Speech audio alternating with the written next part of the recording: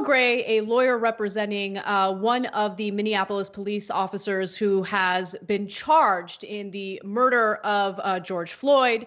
And in this case, it was aiding and abetting what happened to George Floyd, aiding and abetting second-degree murder. Argues that, maybe what happened wasn't really as bad as it's being described. Maybe it's not as bad as you saw in that video. And he explains why in this next video. Take a look. If all of these people say, why didn't my client intercede? Well, if the public is there and they're so in an uproar about this, they didn't intercede either. And my client's down where he can't really see. Hold on, Counselor, hold on. Yes, Two things. One, yes. You're laying on a man's legs. You've got a fine view of what's going on with that man. The other officer is literally a foot in front of you on his neck. Two, I understand that he has a senior officer telling him what to do, but there's also a duty to intervene. And if you think an officer is doing something that's dangerous to a civilian, you have a duty to intervene. And he did not intervene. And the idea that the civilians should have rushed in to a policing situation in the inner city of Minneapolis against 4 police officers that have weapons and are kneeling on the neck of a man, don't you think that's asking a little much of civilians and a little too little of your client? I mean, it's incredible because, Cenk, like we've seen in other cases what happens to innocent people, bystanders who find the brutality, the excessive force to be unconscionable. They want to get involved. They want to do something about it to stop it. And they're met with brute force. Like what kind of weird argument is this to expect civilians to get involved to stop the brutality as it's happening? How about finding at least somewhat of a decent defense for your client? If this is the defense that he's coming up with, Thomas Lane, who's the cop he's representing, is in a lot of trouble. Yeah, the argument appears to be weak tea, if you will. Okay, on to the important stuff. Thomas Lane actually does have a decent argument to make, and Earl Gray did make it later, but God, that was a terrible argument to start with. You gotta do some practice internally before you go on TV. Great follow-up question by Chris Cuomo, is about as good as I've seen on cable news. So the good case to make for Thomas Lane, it'll be interesting to see how it goes in the courts, is he apparently did ask Chauvin if we should roll him over on his side 2 different times, and Chauvin refused. And Chauvin is his commanding officer. So it's not a good enough excuse. You have a duty to intervene. He should have just taken things into his own hands before the guy died. Having said that, he was 4 days on the force, apparently, at least on the streets. He was getting trained by Chauvin, God help him, God help George Floyd, for having dealt with all of these cops. And Lane was apparently the only police officer that got in the ambulance and tried to help with CPR. So, I would stick with that. That's by far your best chance at getting him off or getting a reduced sentence. But saying that the citizens should have intervened is absolutely insane. If they had, they probably would have been shot and killed.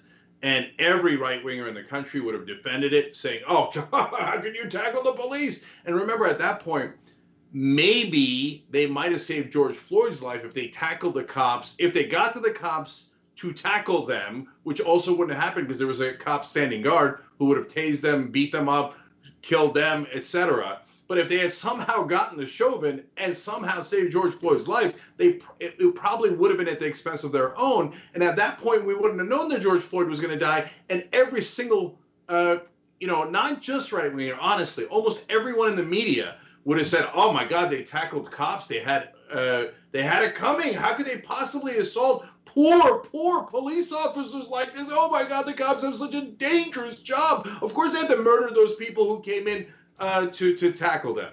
That's what would have happened. Everybody knows it.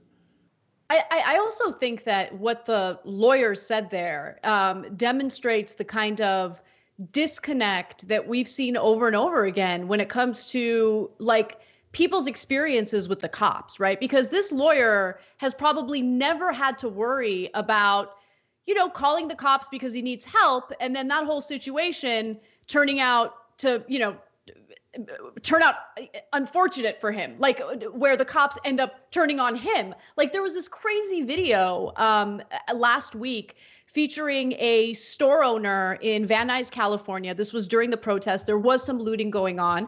And so the store owner was trying to flag down the cops to get some help. The store owner is a Black woman, okay? Again, this is in Van Nuys, California. And finally, the cops show up to help. And guess what they did? They immediately put her in handcuffs. So that's an experience that I'm sure good old Earl Grey over there has never experienced, is never concerned about. And that's why we've had a disconnect when it comes to the perspective or perception of policing in America. I think that there have been two different worlds. And I don't think that lawyer has any idea what it would be like if the 17-year-old girl filming the video of George Floyd getting murdered actually physically got involved to intervene and stop it from happening.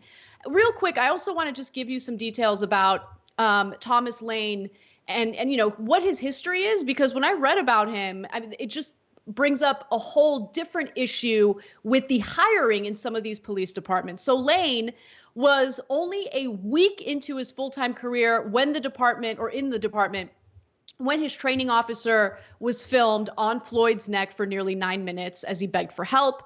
Also, state court records show that from 2001 to 2018, he also racked up more than a dozen criminal charges and traffic citations. I don't care about those traffic citations at all, obviously, but they do show that he was convicted of 7 total charges. In October of 2001, when Lane was 18, he was charged with 2 counts of obstructing legal process, damaging property, unlawful assembly, and disorderly conduct. He was convicted of 1 count of obstructing legal process and 1 charge of damaging property.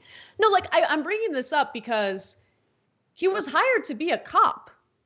So I know that if you're looking to be a firefighter in Los Angeles, the background check that they do is so excruciatingly extensive. And if you have 1 small negative mark on your record, you have no chance of getting hired. How does a cop who's been convicted of something, criminal charges, get hired to work in the Minneapolis Police Department? That is part of the problem.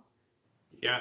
Look, this should be a job that's difficult to get. You should be, screened. You should have to have a psychological test to make sure you have a sound mind for this type of job. You're an armed officer, right? That should be a heavy, not a burden, but like a very serious job that should be, I don't know, just screened a little more heavily. No, but look, I believe in redemption, and I don't know all of Thomas Lane's story. I do know the end of the story, which is disastrous and why he's arrested and should have been arrested.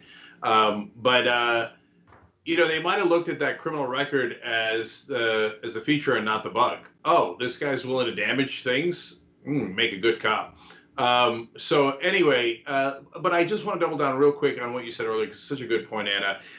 For a lot of white folks in this country, especially wealthy white folks, they've had nothing but incredibly pleasant interactions with the police. And in fact, they can boss the police around and often do. And so that's why I think that they're confounded. Some of them in a positive way, like, whoa, they see the George Floyd thing and they're like, that's impossible. How could that be?